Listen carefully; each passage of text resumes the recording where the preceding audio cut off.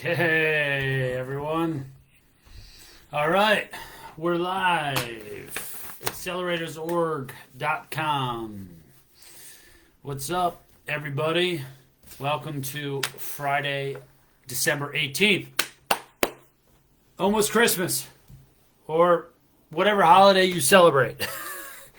Awesome. Hanukkah, Christmas, Kwanzaa, whatever else is out there. There's a bunch these days, but I love them all. So let's get started in our financial discussion towards the end of the year.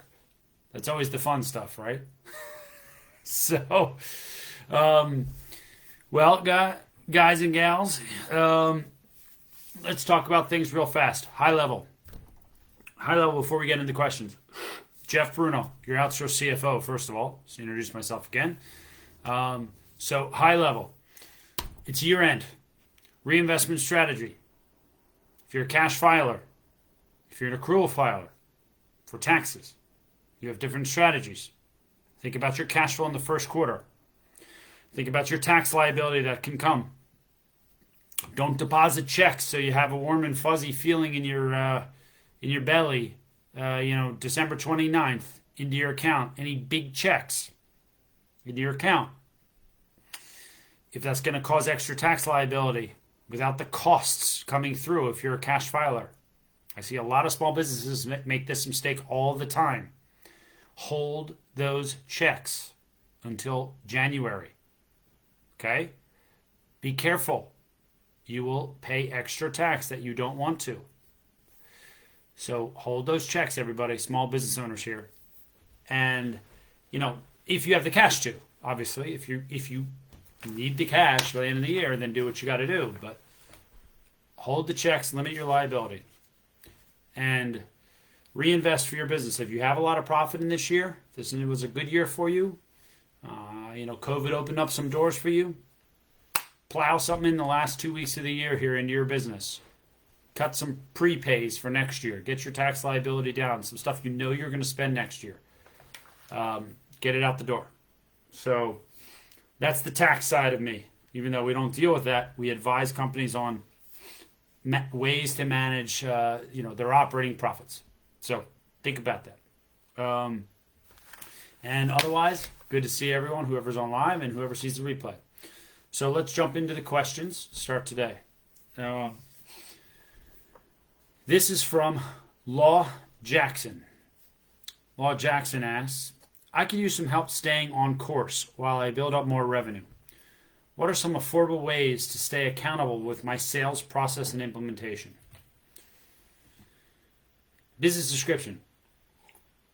Thanks to 8 months of mentorship, I have a basic sales process, a short list of vendors, and a project manager in training. I thought sales was my biggest problem. Then I thought it was my limited capacity. Now I know it's my poor system of processes. I'm figuring out my process from sales through to production. It's not perfect, but it works. The real pain is removing myself from the different stages and still getting quality results. You may remember that I'm transitioning away from the freelancer mode. It's still pretty much just me. I have a loose plan with 100 little things to do each week. What are some ways to implement process, improve my ability to delegate and develop sales? Do you think an accountability group would help? So, Law, this is certainly touches on finance and operations, of course. Not very financially driven here in what you need to do, but a big problem a lot of businesses, including myself still, of course, my business is still small, I'm only 8 people, have this problem is the quality piece and getting the information out effectively to the other people you work with to keep that quality in place. And what you're talking about here too, which we see a lot in businesses, small businesses we work with, is that theory of constraints that you mentioned. So, the sales constraint, the production constraint, or capacity in that sense, or the process constraint. Sure, those are all different constraints, whether you're a service business, a manufacturing business, product business. They're all different constraints, and they always go up and down and cause problems. Sell more, produce it, or service it. Sell more, you know this better than I do. You already called it out. But that is a definite issue. So what a lot of businesses do is, and where they falter, is they sell. I got to hire. I have too much. Hire. Still busy here. It's helping the new hire with production or with process. Take eye off the ball of selling. Now this comes down. Now my cash is tight. Now I have another problem I have to worry about. I have to worry about my cash. And now this person's sort of like sitting around floundering. What do I do? What do I do? You're worried about cash now. Now you have to resell again. So this person just languishes over here. Doesn't get the right training, so on and so forth. So what I recommend is take what's out of your head and write it down. I did this. Now I spent some money. I spent $10,000 with an awesome ghostwriter. And over 4 months, about 80% me, 2 other people on my team for the other 20%, spent approximately, I probably spent about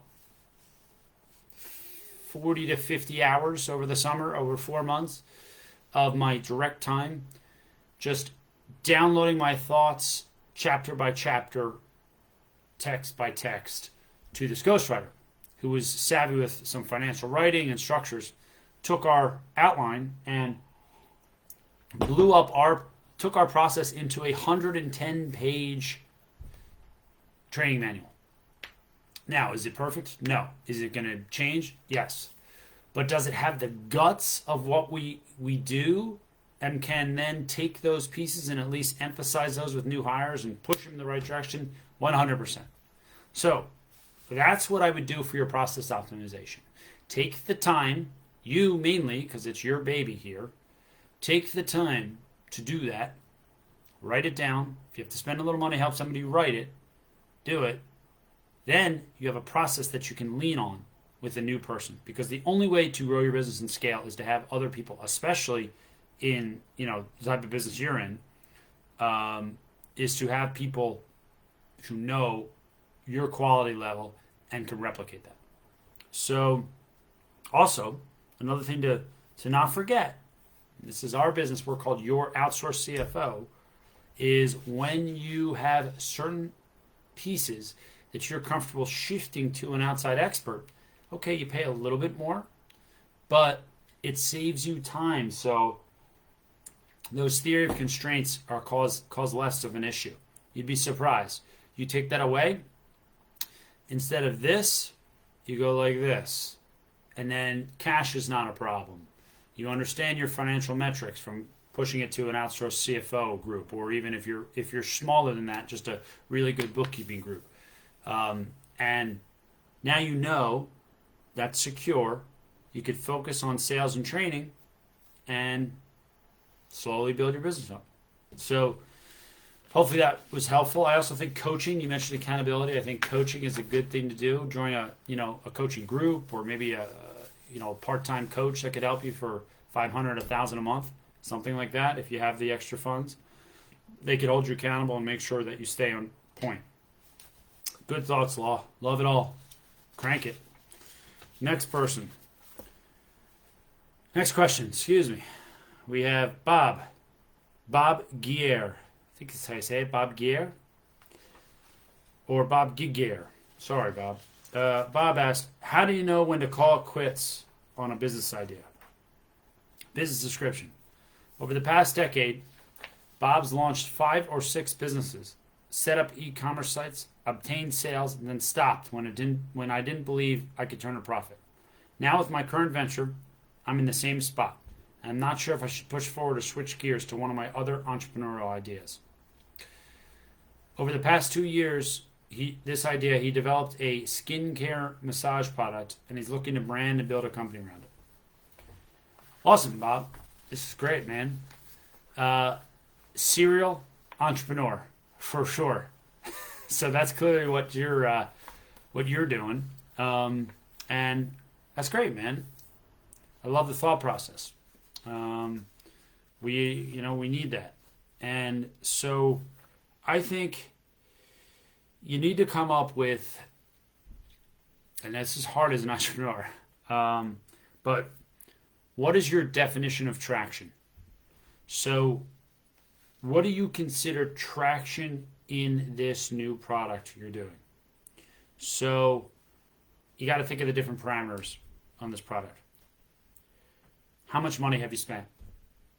If you set out in the beginning and you said, for me to get this to market, it should be $20,000, and you spent 50, well, maybe there's too many problems here, and either you were completely off on your budgeting, or this just seems too hard an obstacle to overcome. Let's can this and do something else, possibly. Or maybe as you're trudging along, you realize I'm good at X, Y, and Z, but in order to do P and G, I'm horrible at that. I need a partner. If I don't get a partner, this is never going to take off. This is just going to flatline. I mean, maybe you should consider partnerships. Those are things. Now, partnerships are hard early on sometimes. One of the biggest obstacles for a business, I mean, I don't remember the percentage, but big percentage of businesses fail because of partnership problems. But if you just don't have the expertise, you might want to do it. Or maybe you get a consultant to come in and test run some stuff with you who knows the industry you're in. I mean, skincare and massage product is a pretty well-known industry. Maybe there are some consultants that can come in and say, look, Bob, you're trying to jump into a very saturated industry. I think unless you do this that's disruptive and so on, you're not going to get eyeballs on your product.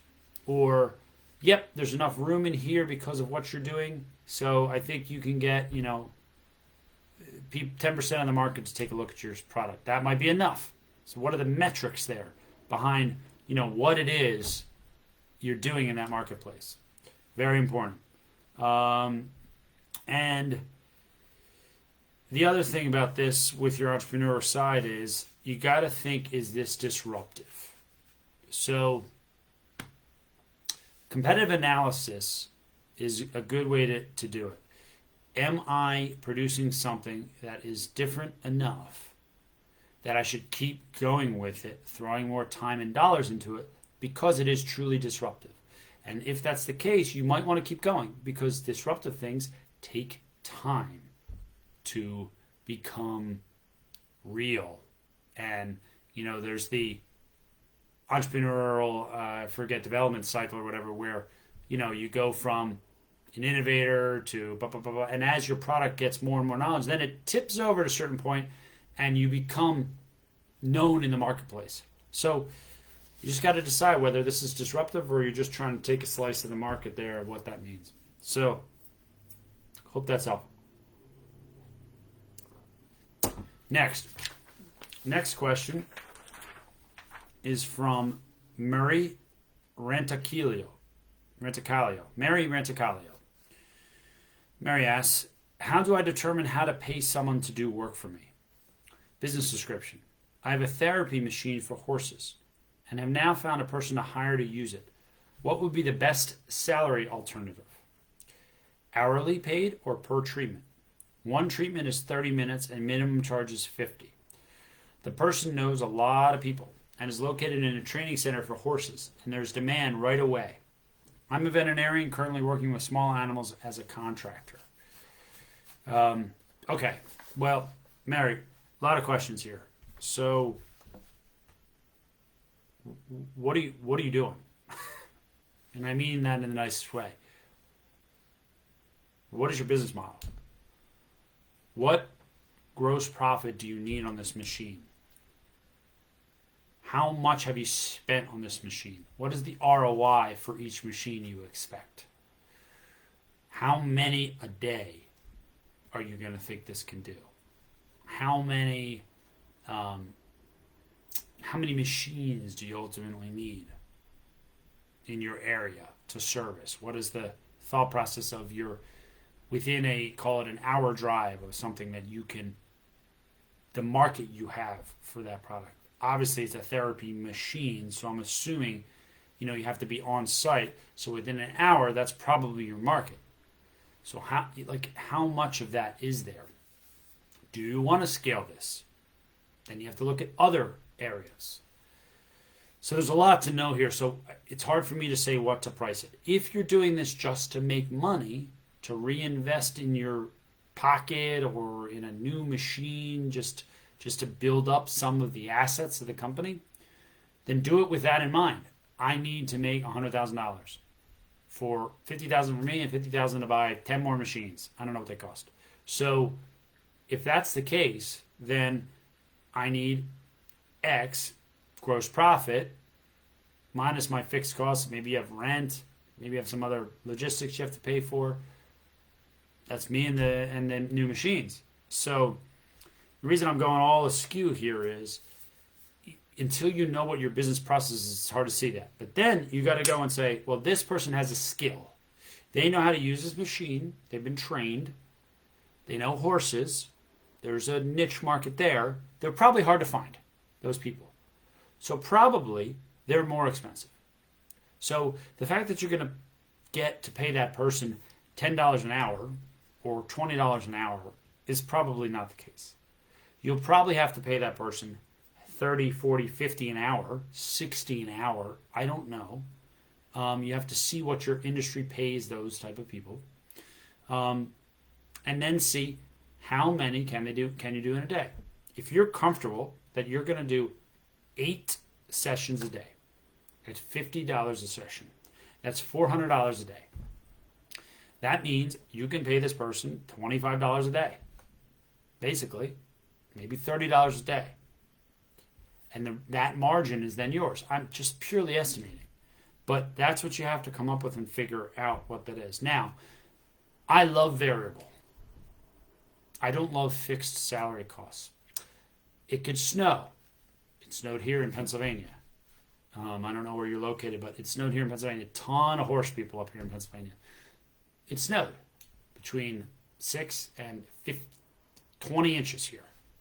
I'm sure people for a couple of days are not traveling around doing horse therapy during the big snow. So there's a lot of things there you got to consider when you're looking at this type of stuff. And you know, how many can you get done? What's your marketplace there? I mean, I'm a huge fan of variable costs for those reasons, especially as you're starting your business. But then you have the retention factor with that person. And you mentioned a little bit here about business development.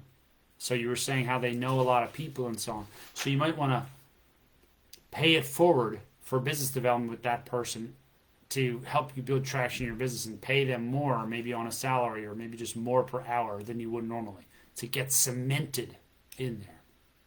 So hopefully that was helpful.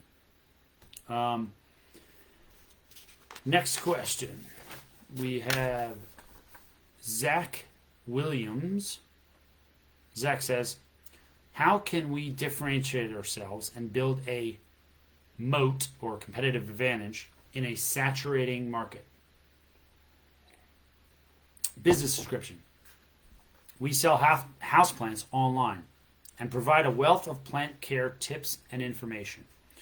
We were a fairly early mover in the trend, but the market is saturating and competition is increasing, and therefore the cost of a new customer is increasing. We have been focusing on producing content, increasing our returning customer rate, and lowering our prices. But we are looking for some other ways to build a moat and differentiate ourselves in the market. So Zach, I have a big problem with one thing you said in that line. You said you're lowering your prices. So I don't know your market. I don't. But I know other markets where it starts to get saturated and people start lowering prices to keep market share, or in some cases try to gain market share in that industry. Okay? Lowering prices can be a very fast race to the bottom. So be careful with lowering prices. Because as you noted, your CAC or your cost to acquire the new customer is going up, if your cost to acquire the new customer is going up, and at the same time you're lowering your prices, we have a problem here. You are tightening your margin. You are lowering your profit by doing that overall, most likely. And unless you're some big conglomerate, unless you're some multi-million-dollar or billion-dollar company that's doing that to push other competitors out, I don't know if that's a successful tactic. So I'd be very careful doing that. So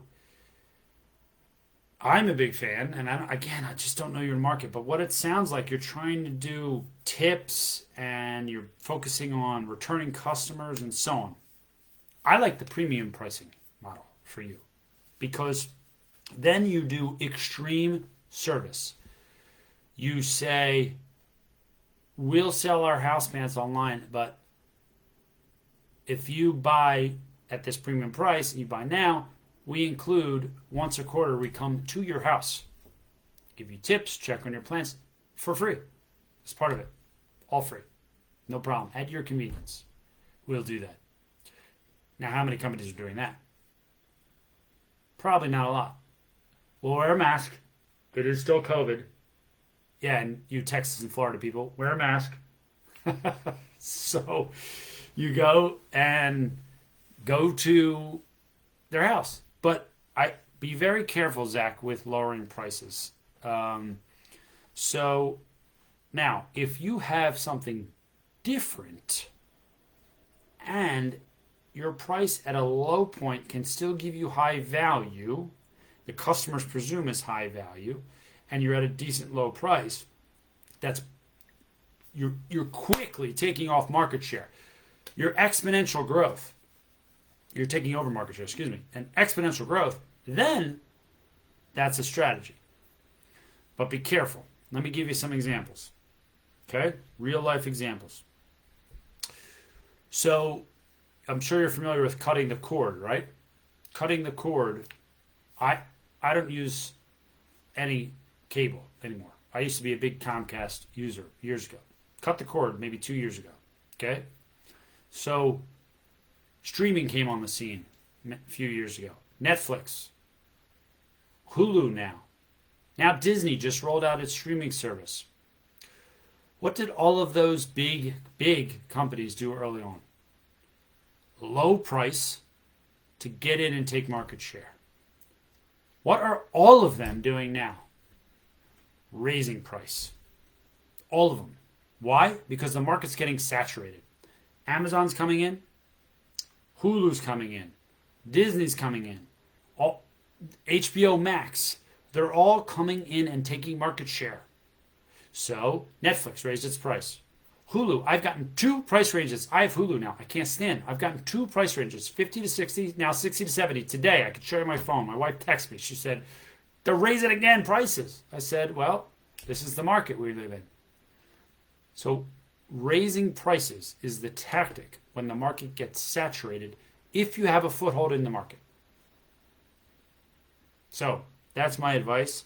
But also another way to do it, if you need to stay a little bit lower in cost or price, is to see if you can manage your costs better. Maybe it's going all digital, or maybe digital with your marketing, or maybe there's other ways with your suppliers to get your costs lower. That's always an avenue too. So best of luck. I love it. Great concept. So hopefully this was helpful. All right. Next one. Alicia Francis. Alicia says, what is your opinion on holding companies? Do you currently use them with your business? And what are the pros and cons? Her business, they operate a service-based company. In the winter, we do snow removal, so there is some risk of being sued if someone were to slip and fall. We have business insurance, of course, but we've been told a holding company can also help to protect our business. We're considering starting a holding company to hold all of our equipment, so any type of litigation with our operating company wouldn't affect our assets. So, Alicia, so this is very tax and legal. And I think mostly what you're asking here is the legal side. So, well, a CFO like us, a CFO or a strategic advisor that we do a lot of with our clients would think along these lines strategically for the company. We are very cautious to not give answers to this question. And I hate to say this, but this is heavy legal. So do I have a holding company for my company? No. I'm 8 people. I don't have any assets. I have very, very little liability. I'm not doing snow removal. I'm doing financial services. Okay. There are other businesses that I work with all over the place, and I'd say about 25% of our businesses have different structures. Either have a couple LLCs, have a holding company with a couple subs or LLCs under it. So it is common strategy to do. It could be good for IP protection, intellectual property protection of something you develop. Yes, you're right. It could be good for separate asset protection. But then you have questions. So, and I would ask an attorney on your specific situation whether, the potential lawsuits can pierce through the entity structure. Because typically, you would then have to have 2 separate insurance policies, one on the holding company, one on your other LLC, or whatever that was holding the assets. So, and then there's cross, because those assets are being used in the holding company. It's just a little tricky.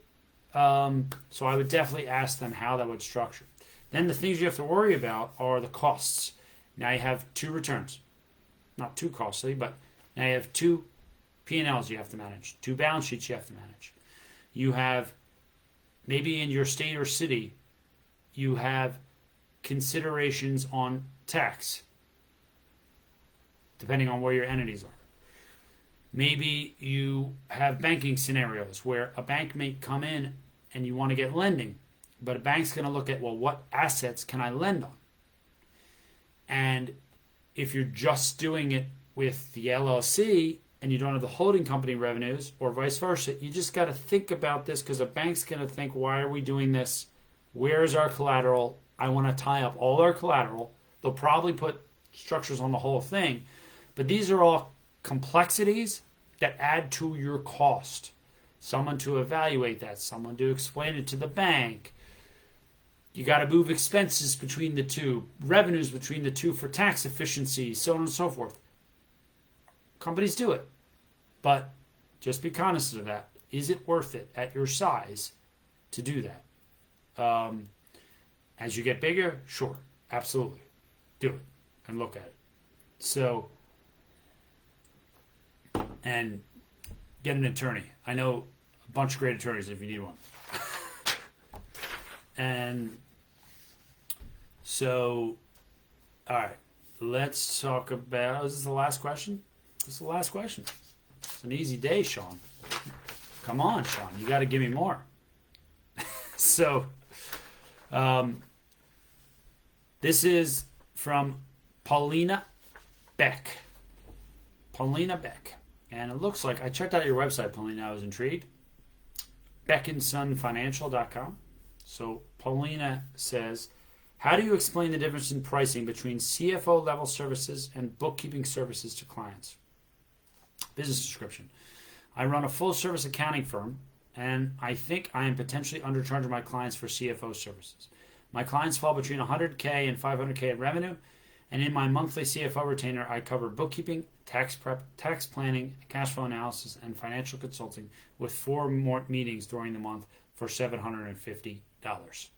Okay, so Pauline, let me structure this first. So obviously we do some of this. I would say only maybe 15-20% of what you do, because Paulina, what we do is really FP&A, financial planning analysis on a lean methodology, and CFO and other strategic processes and forecasting support for those clients. So we're not in all the other areas that you're doing, which can be good. So the tricky thing is, if you're doing a retainer for all of these services, they can get very heavy depending on transactions with bookkeeping. How complicated is the tax prep? Tax planning, that could be part of your CFO stuff, but it's a little bit tricky. Cash flow analysis can get onerous. And then there's general consulting, which I'm assuming is a little bit more of your coaching, and I saw on your website coaching or strategy piece. So if I were you, I would separate out those. I would separate out your cash flow analysis and financial consulting with the rest and have separate pricing for that. Because $750 for all of that for 4 meetings, in my opinion, even though these are small companies, is not enough. It's just not enough. Especially 4 meetings. It's too much time. So there's too much back office stuff you're going to have to do. And for what you're talking about, for the bookkeeping and some of the tax, some of the simpler tax, you probably need, like a $40,000, $50,000, $60,000 person if you're going to scale. But for some of the CFO stuff or the more strategic consulting, you need, $60,000, $70,000, $80,000, $90,000 people on your team or greater to help you with that piece.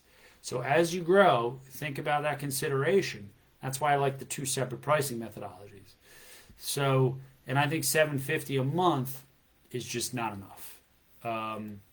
So I think for small, easy, service-based business bookkeeping, tax prep, tax planning, and so on, and a little sprinkling of, an hour a month of coaching, you could probably get away with $750 to $1,000 a month. But if you do any real cash flow analysis or any financial consulting past that point with forecasting on any kind of metric development, I would go higher. So those are my thoughts, but good luck on your business. Happy to hop on a call with you, see if I can help you. I mean, this is we obviously cross on thought process here. So the need is out there, there's no doubt, especially for those size businesses. They have little idea on their financials until they run into issues. So having you on board earlier would certainly help. So I love it. So do it. And that was the last question of the day. So again, we're at about 35 minutes, 40 minutes, pretty quick today. Everybody, it's almost the end of the year. Please get your stuff in order.